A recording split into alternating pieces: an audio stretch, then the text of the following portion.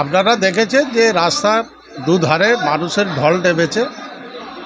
বাগনান কেন্দ্রের বিধায়কের উন্নয়ন দেখে এবং বিধায়ককে দেখার জন্যে সমস্ত বাগালপুর অঞ্চলের পশ্চিম জোনের মানুষ সবাই একত্রিত হয়ে আমাদের বাগনান কেন্দ্রের বিধায়ককে চতুর্থবারে জয়ী করার জন্যে সবাই নেমেছে ময়দানে। আর এরকমভাবে প্রচার সারছেন? আমরা প্রচার সারছি। আমাদের প্রথমে আমরা বুথ লেভেলে বুথ মিটিং করেছি, তারপরে আমরা বুথের র্যালি করেছি। আজকে আমাদের বাগনান কেন্দ্রের বিধায়কের র্যালি হলো।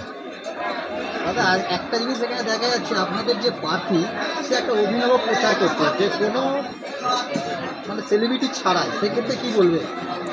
এটা আমাদের বাগনান বিধায়কের 4 বারের প্রতিদ্বন্দ্বিতা উনি করছেন।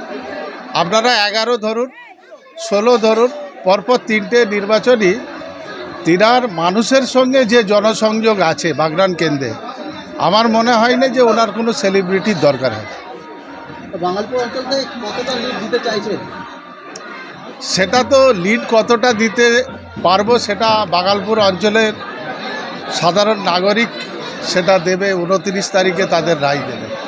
আমরা 4 তারিখেই আপনাদের বলতে পারবো যে আমাদের বাগালপুর অঞ্চলের মানুষ কত দিয়েছে। এসআইআর নিয়ে যে এফেক্ট পড়েছিল, সেক্ষেত্রে কি কোনো কিছু অসুবিধা হবে বলে মনে হচ্ছে?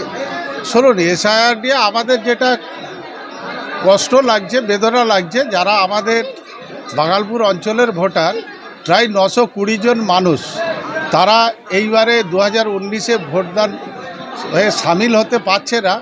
এটা আমাদের কাছে অত্যন্ত দুঃখজনক ব্যাপার এবং যারা দিতে পারছে না তাদেরও দুঃখজনক ব্যাপার।